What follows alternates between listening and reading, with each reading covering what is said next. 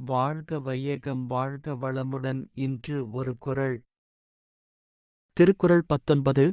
தானம் தவமிரண்டும் தங்கா வியனுலகம் வானம் வழங்காத்தெனின்.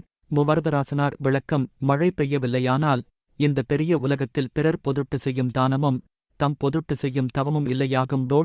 சாலமன் பாப்பையா விளக்கம். மழை பொய்த்துப் போனால் விரிந்த இவ்வுலகத்தில் பிறர்க்குத் தரும் தானம் இராது, தன்னை உயர்த்தும் தவமும் இராது. கலைஞர் விளக்கம். இப்பேருலகில் மழை பொய்த்து விடுமானால் அது பிறர் பொருட்டுச் செய்யும் தானத்திற்கும் தன் பொருட்டு மேற்கொள்ளும் நோன்புக்கும் தடங்கலாகும். Thirukkural 19. If heaven its watery treasures ceases to dispense, through the wide world sees gifts and deeds of penitence. Explanation. If rain fall not, penance and alms deeds will not dwell within this spacious world. வாழ்க வையகம் வாழ்க வையகம். வாழ்க வளமுடன்.